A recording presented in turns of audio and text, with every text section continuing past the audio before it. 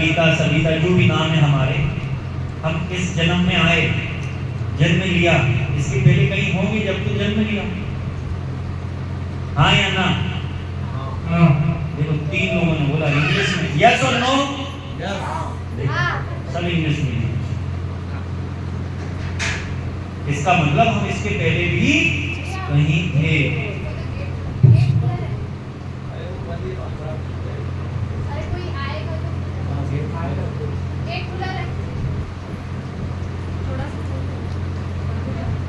हम इसके पहले भी थे। अच्छा, एक जन कोई मुझे बता दो, अपन मरेंगे नहीं क्या? कौन यहाँ बैठा है जो मरेगा नहीं? हम ये चाहते हैं, बता दो कौन यहाँ ऐसा बैठा है जो मरेगा नहीं? क्यों भाई? कौन? एनीवन कैन रेज हैंड जो जिसकी डेथ नहीं होगी? आत्मा। नहीं, बच्ची बोली आत्मा। नहीं, बच्चे ने आंसर दिया है। नहीं, मैं ये कह रहा हूं, आप में से कौन ऐसा बैठा है जो मरेगा नहीं?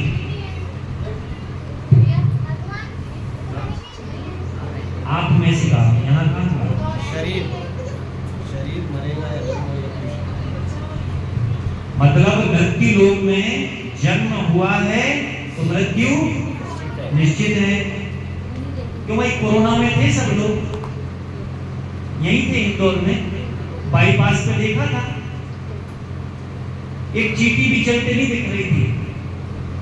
मेरे फादर एडमिट थे बॉम्बे हॉस्पिटल में, तो मैं गया, एक प्रभु जी एडमिट थे, ये तो बाहर भी नहीं, ये तो एडमिट थे रेगुलर, फर्स्ट वेव और सेकेंड वेव में, सॉरी सेकेंड वेव में। यहाँ टोल नाके पे खड़े होके दूर दूर तक वो गब्बर की, दूर दूर तक गांव में कुछ नहीं दिखता, ऐसी स्थिति थी। अभिप्राय, हमने उसका नाम दिया था, मालूम है आप लोगों को? सुन के बड़ा आश्चर्य होगा। हमने उस काल का नाम दिया था मृत्यु का तांडव। मृत्यु का तांडव आंखों से देखा मैंने। क्यों?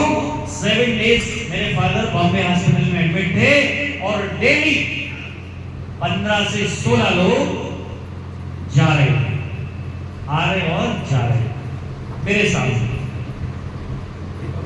दो डॉक्टर, 3 मेडिकल स्टाफ मेरे सामने। एक शख्स तो ऐसे आए, थैले में 500 पेटी लेके आए, बोले कैसे भी करके बेटे को बचा लो। 27 साल का लड़का था, कम से कम नहीं तो 25-50 लाख रुपए रखा होगा, ये सब ले लोगे उसको बचा लो। बट वो अगले दिन एक्सपायर हो गया, 27 ईयर हो गए। रेमडेसिविर वो इंजेक्शन लगना था उस समय। अभिप्राय, मृत्यु सत्य है ना? राम नाम सत्य है। उसको कब पता चलता जीव को? जब आत्मा निकल जाती है। वो कहीं आत्मा रहते पता चल जाए तो ओहो, फिर वो विलंब नहीं होगा, जल्दी घर नहीं जाएगा। हाँ, फिर वो घर पर रुकेगा नहीं। क्यों? क्योंकि उसकी मृत्यु के उपरांत किसी के घर में भी कोई भी व्यक्ति अपना परिवारजन जब चला जाता है तो जाने के बाद कब तक चर्चा होती है उसकी? बुरा मत मानना, जीवन में सत्य ही। कब तक? आजकल तो 13 दिन भी चर्चा नहीं होती, 13 दिन भी चर्चा नहीं होती है। और हमारी आपकी बात कर रहा हूं, बूढ़े पुराने तो छोड़ ही दो बात, हमारी आपकी 13 दिन बात नहीं होगी। ये दुनिया इतनी प्रैक्टिकल हो चुकी है, इसको नाम दिया प्रैक्टिकल। इस क्रिया को, भूलने की क्रिया को नाम दिया है कि भाई प्रैक्टिकल बनो। जो था वो चला गया, अब आगे घर में जो है उसे देखो। कौन कहता है? हम और आप जाके, जिसका व्यक्ति परिवारजन गुजरा है उसके कान में जाके कहते हैं, अरे सो क्यों मना रहा है? जो चला गया चला गया, आप क्या करें? गया ना वो, दैट्स व्हाई ओ साला 99 के चक्कर लगा दिए। जिन परिवारजनों को अच्छे से जीवन व्यतीत करने के लिए, और जब वो व्यक्ति गया तो परिवारजन कह रहे यार जो गया तो गया, अब जो है उसको देखो। तो भाई यही है ना कि नहीं? कोई ऐसा देखा कि नहीं साहब ये गए अब तो हम भी जाएंगे? क्यों भाई ऐसा है? राजा राममोहन राय ने सती प्रथा बंद करवाई, मार मार के सती करते थे। ऐसा कोई सती सता हुआ? बोले साहब हमारा परिवार जन चला गया तो हम भी जाके अड्डी में बैठ जाएंगे, हम पानी नहीं पिएंगे, हम चाय नहीं पिएंगे। आजकल तो शमशान में चाय आ जाती है, कॉफी आ जाती है, बोले देर लग रही है ले आओ जल्दी। पहले तो मार्केट वैरागी होता था, पहले होता था मार्केट वैरागी, भैया शमशान गए हैं तो उसे भी लगेगा अरे दिन हमें भी आना है। आजकल वहाँ बातें चल रही, क्यों भाई मानचाली यार मुद्दे बहुत चल रहे हैं कोरोना में, लकड़ी का काम कर लिया जाएगा। वहां भी बिजनेस की बात घुसट दी। उन्हें ये नहीं दिख रहा है कि हम गए, ये गए, वो गए, वो तीसरा भी जाएगा, नहीं। उन्हें क्या दिख रहा? लकड़ी का व्यवसाय बहुत अच्छा चलेगा, आजकल मर बहुत रहे लोग। मतलब वो ये भूल गया कि वो भी मरेगा, वो नहीं, वो जिंदा रहेगा, बाकी सब। तो एक दृष्टांत हमारे संप्रदाय में, जैसे प्रभु जी माला कर रहे हैं, ऐसे हम लोग 16 मालाएं ऐसी नियम है करने का, भगवान का नाम लेते रहो। ऐसे हमारे जो सत्संग है, जो हमारे मठ मंदिर है, वहाँ एक भक्त थे, तो वैसे पूजा करते करते करते थोड़ा सा ध्यान देना यहाँ पे। मैं बहुत दृष्टांत पूछ सकता हूँ प्रश्न किसी से भी, तो थोड़ा देखिएगा। तो हमें एक भक्त जो है वो गोलोक गमन हो गया। गोलोक गमन हो गया तो भक्त थे, तो वहां उनको पुनरुक्ति हुई, तो उनको लेने कौन आया? यमराज। भक्त को लेने आए यमराज। तो भक्त बोले भगवान आप तो हमें ले नहीं जा सकते हो। बोले क्यों? बोले हम तो वैष्णव हैं, हम तो भक्त हैं भगवान के। तो बोले आप भक्त हो, मगर इसमें तो आपका जो पैरामीटर कह रहा है, इसमें तो 2% ही पुण्य है, भक्ति पद के 2% ही पुण्य है। बोले हो नहीं सकता है ऐसा। बोले नहीं ऐसी। तो बोले बताओ भाई कैसा है, तुम बताओ। यमराज जी बोले कि तुम मुझे बताओ कि कैसे इसमें 100% होना चाहिए। तो भक्त ने बोला, परिवार बैठा नहीं है, मेरा निवेदन है कुशवाहा जी के परिवार से कि बहुत अर्जेंसी ना हो तो प्लीज यहाँ आके बैठे।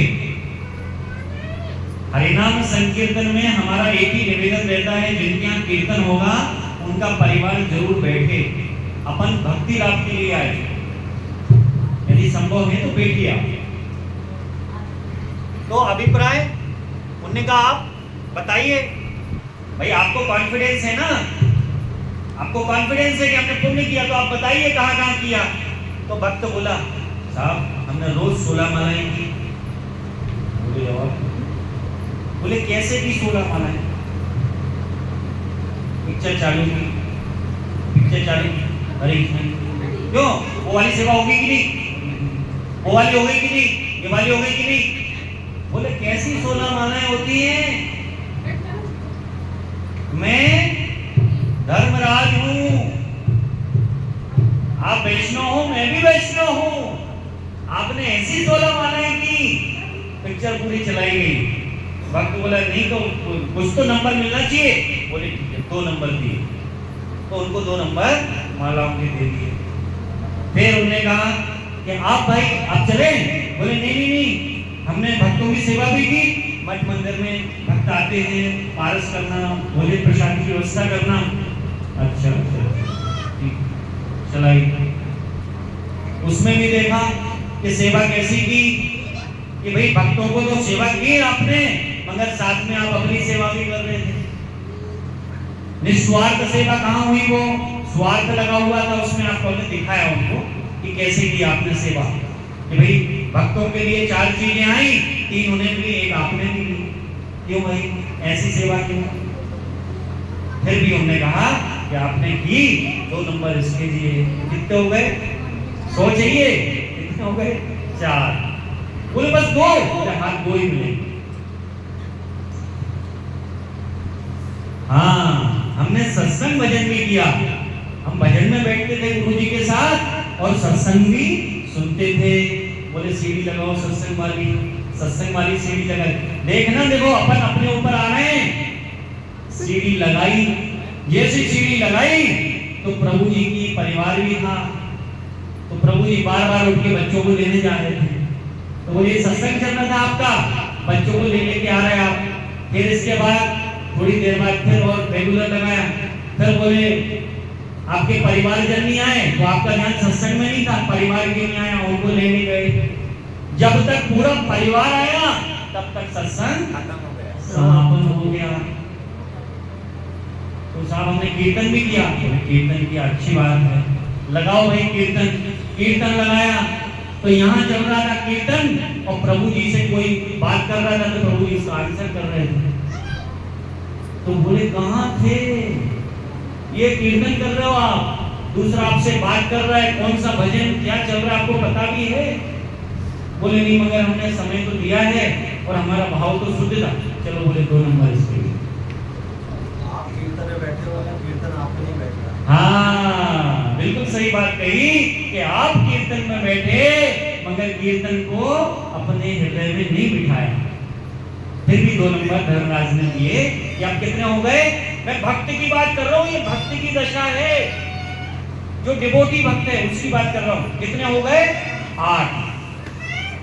अब बोले 100 करना है, अभी 8 हुए। ओ हाँ, बोले मैं संध्या वंदन और गुरु मंत्र टाइम से करता हूँ और अपने गुरु की आज्ञा का कभी भी निरादर नहीं करता, हमेशा मानता हूँ। सीढ़ी लगाई, गुरु जी ने आज्ञा क्या की थी? सर्वप्रथम गुरु जी ने कहा था कि भाई शादी नहीं करना, सबसे पहले जाके शादी की। तो परिवार आ गया, जो भाई गुरु जी की आज्ञा पालन की, आइए बढ़िए, गुरु जी की आज्ञा पालन की। बोले कोई बात नहीं, फिर भी आपने भगवान को समर्पित सदग्रस्त जीवन बनाया, सदग्रस्त जीवन बनाया। आपके बच्चे भी भक्त हैं तो कोई बात नहीं। फिर उन्होंने कहा कि भगवान गुरु जी ने कहा था कि एकादशी का व्रत रहना। कैसा कहा था एकादशी का व्रत? क्यों भाई एकादशी कौन कौन रहता है?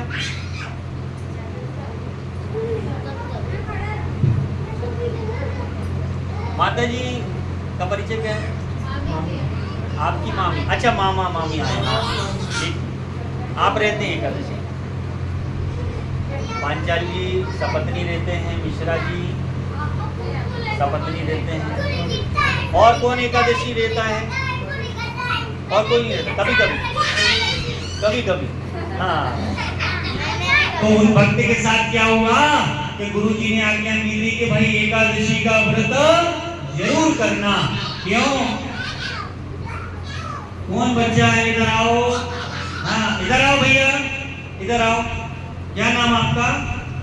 भैया इधर आओ, बहुत सुंदर हो आप, इधर आओ।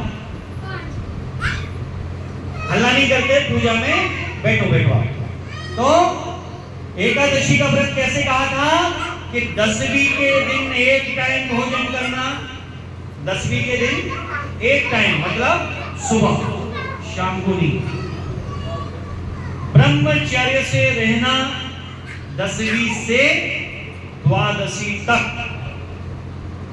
2। तीसरा, एकादशी तिथि में निर्जल निराहार एकादशी करना। और उप मतलब समीप, पास मतलब प्रभु के समीप रह के हरि नाम संकीर्तन और भजन करना। और दूसरे दिन द्वादशी पर भी 1 टाइम भोजन करना। तब एकादशी सार्थक होती। एकादशी का ऐसा नियम है। सीढ़ी लगाओ प्रभु जी की, सीढ़ी लगाई। सर्वप्रथम उनकी पत्नी देवी कहती हैं कि हे पति परमेश्वर, कल आपका एकादशी का व्रत है। तो उनने आलू भंडे समोसे जो कुछ भी हो सकता था 10वीं पे सब बना डाला। और 10वीं को रात में जब तक 12 बजने में 1 मिनट कम नहीं था पाते ही रहे। बहुत सुंदर। और ज्यों द्वादशी आई, द्वादशी जैसी आई तो स्नान ध्यान पूजा पाठ हुआ नहीं कि सारे फलों का, जितने फल होते सबका भोग लगा भगवान को और सब उनको परोस दिए गए सुबह से ही चालू। फिर इसके बाद उन्होंने कहा कि आज तो क्या है, उपवास। तो बोले साबूदाने की खिचड़ी कहाँ है, साबूदाने की खिचड़ी, भजिए और पता नहीं क्या क्या, सिंगाड़े के और राजगिर के और लड्डू भी और मीठा भी, सब कुछ सब ला के रख दिया। तो बोले उन्होंने एकादशी पे खूब फलाहार किया। और द्वादशी आई तो पति परमेश्वर के लिए पत्नी ने फिर 56 व्यंजन बनाए। कल उपवास था सो आज। और बोले यमराज, धर्मराज बोले कि यदि कहीं द्वादशी को टेस्ट करवाने चले जाते तो कोलेस्ट्रॉल पूरे साल भर में जितना नहीं बढ़ा, अकेले एकादशी को बढ़ जाता है इतना। इसका अभिप्राय क्या था कि जो नियम गुरु ने दिए, जो आपको आज्ञा दी, उसका पूर्ण पालन नहीं हुआ। तो वो बोला हमने किया तो है। तो बोले 2 नंबर और कितने हो गए भाई? सब बोलो 10। देखो भाई गणित तो सबका तेज हुआ है, क्योंकि पैसे बराबर लेते होंगे सब, चाहे पतिदेव से लेते हो चाहे स्वयं कमाते हो, कैसे भी।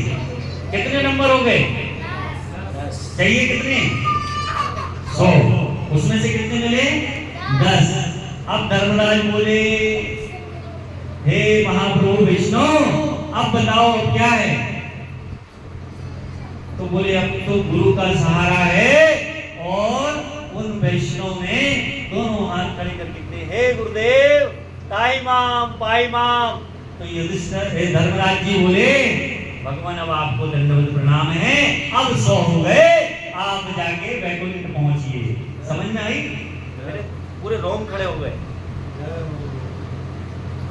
दुनिया का पूरा धर्म कर्म मिला के कलयुग में सिर्फ 10 ही नंबर मिलेंगे, 100 नहीं।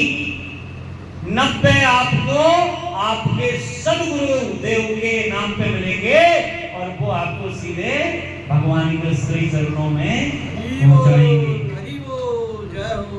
इसीलिए गुरु के बिना कोई भी अनुष्ठान या किसी भी प्रकार का आपकी पूजा संपन्न नहीं होती।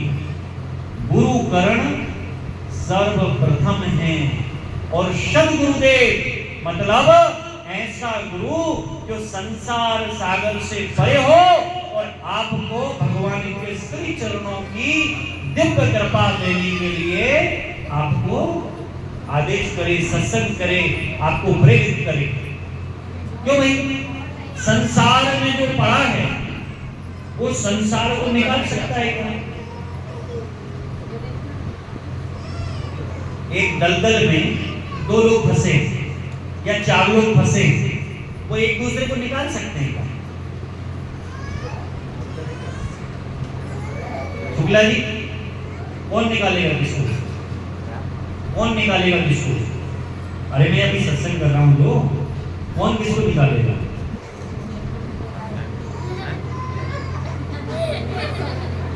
आप यहाँ हुई थी? बोलो ना एक बार वापस रिपीट कर दो। नहीं, तो आप बताओ। चलो, आप भी आनी और आप भी आनी। माता जी बताओ। 4 लोग दलदल में फंस गए और एक दूसरे से कह रहे मुझे निकालो। निकाल लेंगे क्या? हाँ या ना? यस और नो? एक ही आंसर देखो, सब आंसर क्यों नहीं दे रहे भाई? 4 दलदल में फंसे, एक दूसरे को कोई निकाल लेगा क्या? और ये मिश्रा जी बाहर खड़े हैं दलदल से, ये निकाल सकते हैं क्या? क्यों? क्यों? क्योंकि ये दलदल से बाहर हैं, तब निकाल पाएंगे। ऐसे ही इस दुखालय में संतों ने, शास्त्रों ने कलयुग को दुखालय कहा है। इस दुखालय में जो जीव फंसे हुए हैं, इनको निकालने वाला कौन है? गुरु तत्व है, गुरु है। और वो गुरु जो संसार सागर से परे हो, जो भगवान के भक्ति मार्ग पे हमें अनुग्रहित करे, ऐसा गुरु अपनी भक्तिमय रज्जु रस्सी फेंके और आपको निकाल ले। क्यों भाई, निकलना चाहते कि नहीं? कि नहीं साहब, दलदल में मजा आ रहा है? क्यों भाई, दलदल में मजा आ रहा है, धसते जा रहे हैं। हाँ, फ्रिज आ गया, आप टीवी आ गई, अब मकान बन गया, अब इसके बाद बच्चे हो गए, बच्चे दोनों विदेश चले गए। 2 बच्चे थे, कितने बच्चे थे? और दोनों विदेश चले गए। हम हुए 60 के, हम और हमारी पत्नी और हमारे दोनों बच्चे विदेश चले गए। और वहां से मैसेज कर दिया, क्या पिताजी तबीयत खराब है, तो डॉक्टर को फोन लगा दिया, बात कर लेना। माताजी पेट दर्द हो रहे हैं, मैं किसी को भेज देता हूँ, वो दबा देंगे, पैसे भेज देंगे। क्यों? आपका कर्तव्य था बच्चों का पालना, पाला और वो चले गए। अब पहले 2 थे तो बड़ा दुख था, 4 हुए बड़ा सुख हुआ, फिर 2 रह गए। दारुण दुख, संतान के होते हुए संतान का सुख प्राप्त ना होना, ये दुखालय है। ऐसे कैसे ले आया? प्लेट में लाना था। अभिप्राय, ये दुखालय है, हमें दुख ही प्राप्त होगा। दुखालय में सुख प्राप्त नहीं हो सकता। तो हमें क्या करना पड़ेगा? जो कि इस दलदल में ग्रसित नहीं है, जो संसार सागर से परे है, वो गुरु को हमें उनकी भक्ति में रस्सी को पकड़ना पड़ेगा, जो हमें इस संसार से निकालेंगे। क्यों भाई, निकलना है कि नहीं? और सब लोग भोग प्रसाद पे ध्यान मत दो, देखो सबको प्रसाद मिलेगा और जल्दी चले जाना। हम तो सही बात कहते हैं। क्यों भाई, सही है कि नहीं? मतलब भोग प्रसाद इसलिए कि जल्दी से पंडित जी प्रसाद मिले और हम जाएं, ऐसा मत करो। रोज रोज तो घर ही रहते हैं, कभी एक दिन रविवार का मिलता है भगवान नाम प्रचार प्रसार का, तो हमें पूर्ण रूप से करना चाहिए कि नहीं? क्यों पंडित जी? हमने अनुष्ठान होगा, उसका फल प्राप्त करने के लिए क्या हमें समय नहीं है? अब पंडित जी हमारा टाइम हो गया, हम जा रहे, तो क्या होगा भाई? पूरी लागत लगाई और जब अनुष्ठान की बारी आई तो हमने हाथ हटा लिए। तो हमें पूर्ण फल प्राप्त करने हेतु अपने मन को एकाग्र भगवान की भक्ति में लगाना होगा। मन को अपने 10 इंद्रिय, हमारे शरीर की 10 इंद्रियें और 1 मन, क्या हुआ? 11।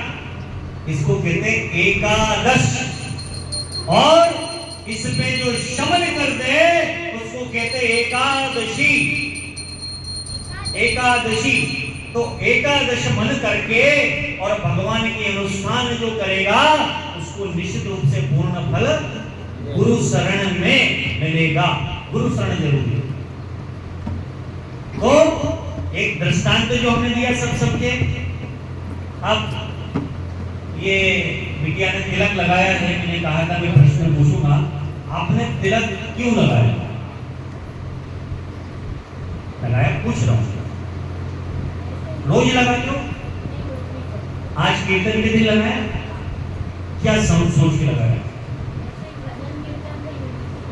सभी लोग भजन कीर्तन में आ रहे हैं, अच्छा कॉलोनी में भी भजन होता है तब भी लगाते हो? आज विशेष क्यों लगाया? क्योंकि जो वैष्णव लोग हैं वो भी तिलक लगाते हैं, और आप वृंदावन गए थे तो जो भजन करते हैं उनने भी तिलक लगाया। ये बहुत अच्छी चीज, आपका भगवान के चिन्हों में आकर्षण, ये भक्ति पद की ओर जाने का एक सिग्नल है, रास्ता है। अर्थ क्या होता है इसका?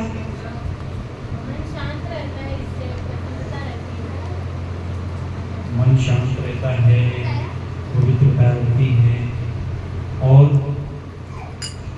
ये तिलक आपने लगाया तो इसकी विधि पता है आपको? क्या होता है ये? वैष्णव तिलक होता है। ये द्वादश होता है। कितने होता है? कैसे? केशवाय, देखना, मुझे देखना सब। केशवाय नमः, गोविंदाय नमः, माधवाय नमः, नारायणाय नमः, वामनाय नमः और वैष्णवे नमः, धराय नमः, त्रिविक्रमाय नमः, हर्षिकेशाय नमः, मधुसूदनाय नमः, पद्मनाभाय नमः, दामोदराय नमः। शरीर के और हम वो करते हैं आचमन शिवासदेवाय नमः। मतलब भगवान के द्वादश नामों से पूरे शरीर को अंकित और सुरक्षित किया जाता है। यशोदा जी भगवान कृष्ण को ये द्वादश तिलक से बांधती थी। पता आपको गोकुल में कि हमारे बालक को बुरी नजरों से और बड़े बड़े बड़े दैत्य आते हैं, उनसे ये वैष्णव कवच बचाएगा।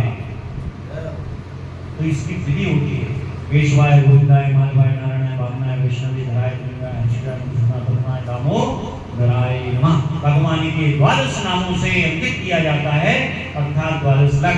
और जो ऐसा लगाया जाता है उसको ऊर्ध्वपुंड और वैष्णव तिलक कहते हैं, क्योंकि जो वैष्णव होते हैं वो ऊर्ध्वपुंड तिलक लगाते हैं और जो शैव होते हैं वो त्रिपुंड में लगाते हैं। ऐसे शंकराचार्य जी के से चलिए अभिप्राय, तिलक का अपना महत्व है। लोग ऐसा भी बोलते हैं कि ऊर्ध्वपुंड सीधा लगाते हो, नाक पे यहाँ क्यों लगाते हो? तो ये भी प्रभु जी बताएंगे नाक पे हाँ, ये तिलक की भी अपनी अपनी महिमा है। इसके हाँ बहुत तुलसी जी कह सकते हैं, उसकी अलग अलग वर्णन है। इसको हम मंदिर भी बोलते हैं कि हरि मंदिर है, यहाँ ठाकुर जी मध्य में विराजमान हैं। इसको ऐसा भी बोलते हैं कि भाग्य की रेखाएं ऐसी होती हैं, तो भाग्य की जो खराब रेखाएं हैं भगवान का अस्त्र जो है उनको मेटने के लिए ऊर्ध्वपुंड लगाते हैं। तो अलग अलग वर्णन है। महत्व यही है कि ये वैष्णव वेशभूषा। अब क्या तिलक लगाने से भक्ति हो जाती है?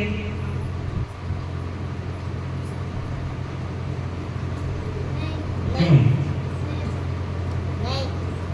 तिलक लगाने से भक्ति हो जाती है क्या? आप लंब से आया, आप बताओ।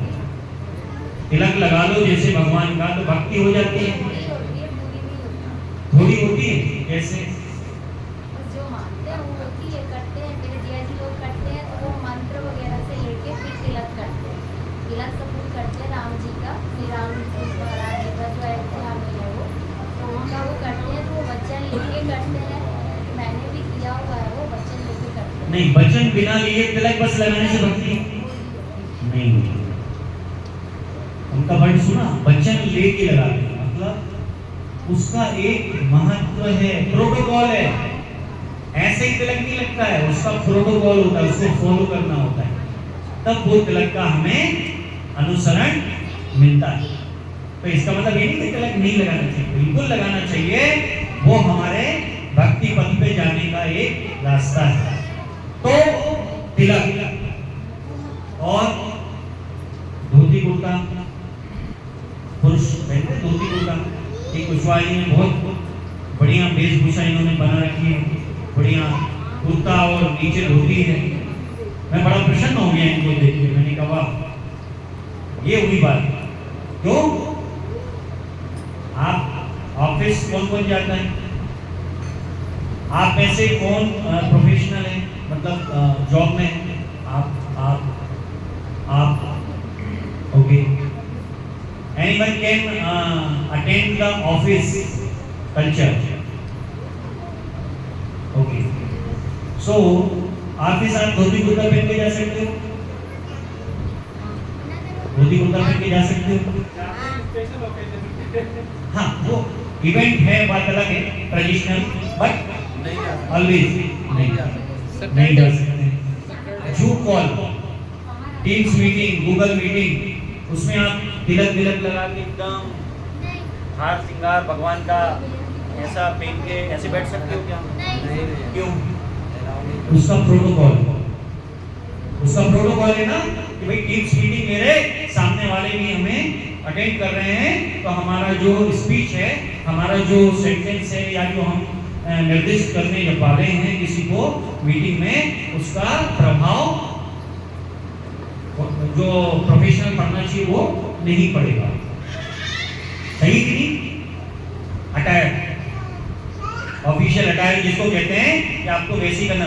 टीम्स और जूम्स में तो ये भी आया था कि आप बैक जो आपका वो ऑफिशियल दिखना चाहिए, ऐसा नहीं कि कपड़े टंग रहे हैं कि ये हो रहा है, ऐसा को बताया था पूरा कि कैसे प्रोटोकॉल होना चाहिए। ये बात कहाँ की हो रही है? इस नश्वर संसार की जो कि नित्य नहीं है। इस नश्वर संसार की बात हो रही है जो नित्य नहीं है, और हम प्रोटोकॉल कहां फॉलो नहीं करते? क्यों भाई हम प्रोटोकॉल कहां फॉलो नहीं करते? भगवान की पूजा में जा रहे हैं तो हमें जो मनमुखी अच्छा लगेगा हम वो पहन के जाएंगे। क्यों?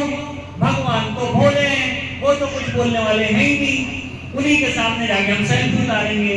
ठाकुर जी लोग क्यों भाई? मगर भगवान के वैष्णव मंदिरों में आज भी प्रोटोकॉल हो गया है कि महिलाएं साड़ी या पूरे पाश्चात्य सूट वगैरह नहीं चलेंगे। देखा आपने गाइडलाइन आई है? देखा आपने जैसे राम मंदिर है या उज्जैन में भी आ गया, तो आपको धार्मिक सनातनी वेशभूषा धारण करके ही मंदिर जाना है। अच्छा, कुछ लोगों को गलत क्यों लगता है? अरे ऐसा क्यों कर रहे? आपने कभी अपने बॉस से ऐसा बोला, अरे बॉस ऐसा क्यों, हम तो ऐसे ही आएंगे, ऐसा बोला कभी? एनीवन कैन रेज हैंड यदि किसी ने बोला हो कि नहीं बॉस आज तो हमारी इच्छा है कुर्ता पजामा पहनना है, आज आपकी मीटिंग है, हम कुर्ता पजामा पहन कर लेंगे। आप में से किसी ने बहस की अपने बॉस से? क्यों भाई? आप सबने बोला ना जॉब में किसी ने बहस की? नहीं, मैं तो तिलक लगा के कुर्ता पजामा पहन के त्रिपुंड लगा के आऊंगा। नहीं की। क्यों नहीं की? क्योंकि वहां से हमारी सैलरी क्रेडिट होना है और उस अटायर को हमें फॉलो करना ही पड़ेगा, मैंडेटरी है। क्या हो गया वहां? मैंडेट हो गया। मैंडेट हो गया ना, तो फॉलो किया, वहां बहस नहीं की। मगर भगवान तो सस्ते सरल, कभी भी चले जाओ, 6 बजे का टाइम था, 9 बजे चले जाओ तो भी ठाकुर जी हंस रहे, वाह आगे आगे आगे, कृपा कृपा कृपा। 6 बजे का टाइम, 9 बजे आ रहे, कृपा आपकी। और वहां भी आके मंदिर में आके आदमी क्या करता मालूम? 9 बजे आके टन घंटी बजाता, टन। तो हमारे गुरु संत क्या कहते हैं? ये देखो, एक तो 2 घंटे लेट आए, ऊपर से भगवान से करे टेंशन, भगवान मुझे देखो मैं आ गया।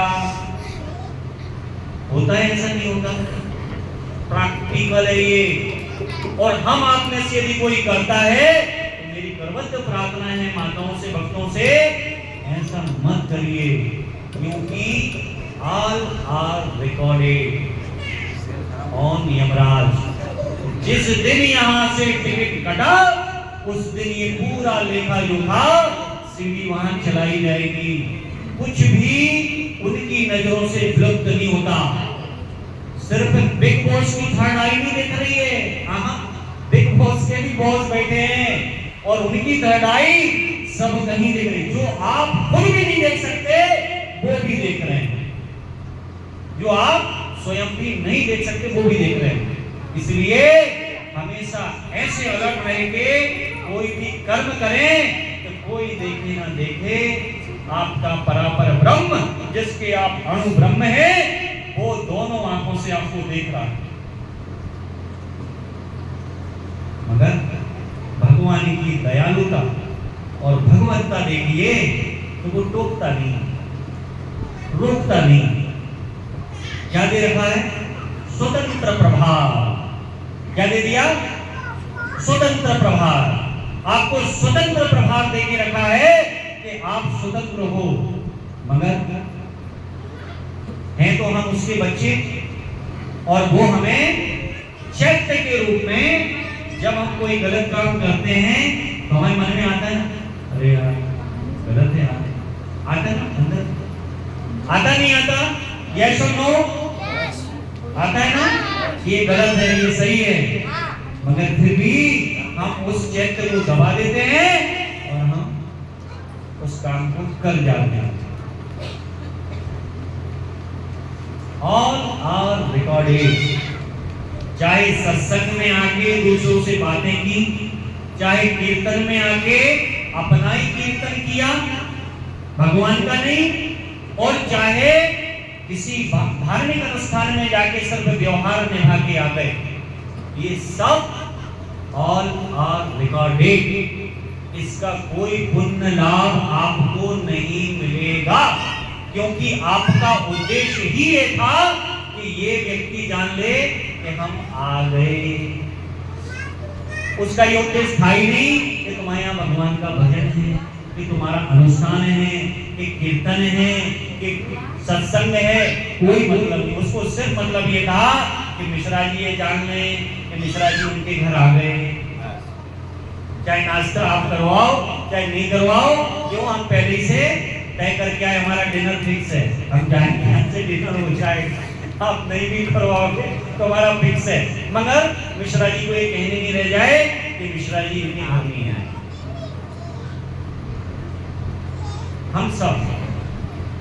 हम सब ये अनजाने में अपराध करते हैं, यस और नो? पीछे वाली माता जी बताएंगे क्या पूछा मैंने अभी?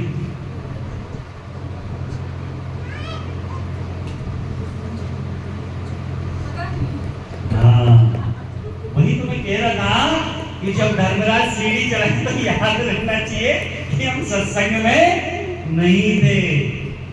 अच्छा, ये माता जी तो मोबाइल लेके बैठी, आप पूछ के देखो, मैंने सब रिकॉर्ड कर रखा है, सब देख के बता देंगे हम। कोई बात नहीं, अभिप्राय हमारा समझो, ये मेरी बात नहीं है, मैं अपने लिए आप लोगों को सुना के मैं अपने लिए भी बात कह रहा हूँ, मुझे भी फॉलो करना है, ऐसा नहीं। पर उपदेश कुशल बोलते रे कि पंडित जी ने कहा चातुर्मास का पालन करना चाहिए, बटे नहीं खाना चाहिए। पंडिताइन भी आई थी, घर जाके उन्होंने बटे बनाए थे, तो ठीक आई। पंडित जी को सूखा अचार रोटी दे दी। पंडित जी बोले अरे भट्टों की खुशबू आ रही थी, बोले आज ही तो कथा में बोला कि बटे नहीं खाना। अरे बोले वो तो जजमानों को बोला, बोले हमें तो ले आओ।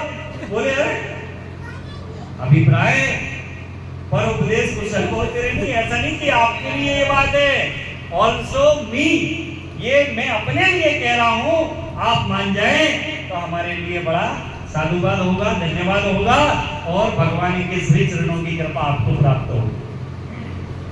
तो कभी भी धार्मिक अनुष्ठान किसी के यहाँ हो और आपको आमंत्रण दिया जाए तो कृपया व्यवहार न निभाएं, आप पाप के भागी होंगे। उस व्यक्ति के कहने नहीं कहने से नहीं होगा, ये शास्त्र विध है। आपको सूचना मिली कि यहाँ पे हरिनाम संकीर्तन है और आपने उस समय को मैच नहीं किया, अभिप्राय आपने क्या किया, हरि कीर्तन को साइड कर दिया, आपने अपराध किया। और अपराध का बोध मतलब हमें ये अंडरस्टैंडिंग आ जाए कि यार ये तो कैसे छूट गया हमसे, भगवान का कीर्तन था, भजन था, तो भी क्षम्य है। भगवान नाम में अपराध हो गया तो क्षम्य है, मगर भगवान के भक्त का मतलब गुरु संतों का कोई सत्संग की बात कही जाए और उसको पालन नहीं किया जाए तो वो अक्षम्य है, वो क्षमा नहीं होता, भगवान उसकी क्षमा नहीं देते। भगवान कहते हैं, एक दृष्टांत देके अपन समापन करेंगे सत्संग का। महाभारत में सब जानते महाभारत हुई थी। महाभारत में भीष्म पितामह ने प्रतिज्ञा की, भगवान भगवान ने प्रतिज्ञा क्या की कि मैं अस्त्र शस्त्र नहीं उठाऊंगा। यही की थी प्रतिज्ञा, यस और नो। और भीष्म पितामह ने कहा कि यदि मैं भगवान को अस्त्र शस्त्र न उठाऊं तो गंगा सुत न कहाऊं। उनने भी प्रतिज्ञा की थी कि मैं भगवान को अस्त्र शस्त्र उठवा के रहूंगा। तो उन्होंने उस दिन ऐसा बाण अर्जुन के ऊपर रोपा भीष्म पितामह ने कि भगवान उठ के और कुछ नहीं रथ का पहिया लेके जो यूं उठे हैं, तो भीष्म पितामह हाथ जोड़ के कर गए, हे प्रभु बस यही तो दर्शन मुझे करना थे, क्योंकि वो भक्त थे। तो कहते हैं पृथ्वी डोलने लग गई। और ध्यान से समझना, पृथ्वी डोलने लग गई कि अरे परापर ब्रह्म अपनी प्रतिज्ञा कैसे भूल गए। उन्होंने कहा था नहीं उठाऊंगा और ये उठा रहे। तो भगवान ने तुरंत अपना पीतांबर पृथ्वी को दिया कि चिंता मत करो, मेरे भक्त की प्रतिज्ञा के लिए मेरी प्रतिज्ञा में हमेशा भुला देता हूँ, चिंता की बात नहीं, मैंने जानबूझ के किया है। क्यों? क्योंकि अपने भक्त की प्रतिज्ञा पूरी करना। तो ऐसी भगवान की भगवत्ता होती है, मगर हम सब भक्त उनकी इस भगवत्ता और दयालुता का गलत फायदा उठाते हैं। क्यों? वो तो भोले लड्डू गोपाल बैठे, कुछ बोलते तो नहीं, तो कुछ चढ़ाओ तो भी आशीर्वाद, नहीं चढ़ाओ तो भी आशीर्वाद, समय से आओ तो भी आशीर्वाद, समय से मत आओ तो भी आशीर्वाद, रेगुलर बैठो तो भी आशीर्वाद, उठ के जाओ तो भी आशीर्वाद, हर चीज में आशीर्वाद देते बैठे हो। तो क्यों? वो सबके, हम सबके बराबर ब्रह्म परम पिता हैं, उन्हीं के हम अणु ब्रह्म हैं। तो हमारा ये कर्तव्य बनता है कि हम अपना नित्य दास, बहुत अच्छी बात कुशवाहा जी ने आंसर किया था कि हम जो जन्म मनुष्य जीवन में लिया है, हम प्रभु के नित्य दास हैं। और उस नित्य दास का कर्तव्य है कि भगवान की भगवत्ता में जो भी भगवान की सेवा और भक्तों की सेवा में हो सकता है, उसमें हम समर्पित रहें, तो हमें उनकी कृपा, सद कृपा प्राप्त हो। इतना कह के, और आप सबसे किसी बात का बुरा लगा हो तो मुझे क्षमा करिएगा, मगर ये गुरु संतों की वाणी है, शास्त्र वेद है। आखिरी बात एक श्लोक के साथ पूर्ण करूंगा। वेद व्यास जी ने 4 वेद 18 पुराण सब रचना कर ली, तब भी वेद व्यास जी बोले कि मुझे अभी संतुष्टि नहीं हुई। तो भविष्यवाणी हुई क्या? भागवतम, श्रीमद् भागवत, मतलब 4 वेद 18 पुराण का सार क्या बता दिया? श्रीमद् भागवत। तो जब श्रीमद् भागवत का उन्होंने प्रारंभ किया और समापन किया, तो उसका भी सार पंडित जी भागवती पंडित हैं, उन्होंने भी पढ़ा होगा कि जब भागवत जी का सार हम देखते हैं तो क्या लिखा है उसमें? हरे राम हरे राम हरे नामैव केवलम कलो नास्तैव गतिरन्यथा। कलयुग में भगवान नाम के सिवा दूसरी कोई गति नहीं है, नहीं है, नहीं है। मतलब 4 वेद 18 पुराणों का सार श्रीमद् भागवत, और श्रीमद् भागवत सार तत्व कह रही है कि सिर्फ और सिर्फ भगवान का नाम, जो ये हरि नाम संकीर्तन का अनुष्ठान है, इसी से आपको भगवत भक्ति की प्राप्ति और जीवन के सारे जो फल होते हैं उनकी प्राप्ति होती है। और मानस जी क्या कहते हैं? कलियुग के नाम आधारा, सुमिर सुमिर नर उतर नहीं पारा। अब बोले पंडित जी दोहा को बोल दिया, क्या सुमरे? तो दोनों हाथ खड़े करो,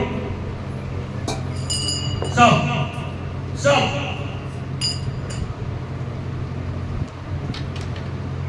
ऐसे ऐसे। हरे कृष्णा, हरे कृष्णा। इतनी जोर से बोलो कि आप 100 और हम अकेले। हरे कृष्णा, हरे कृष्णा, हरे कृष्णा, हरे कृष्णा, हरे कृष्णा, कृष्णा कृष्णा, कृष्णा कृष्णा, हरे हरे,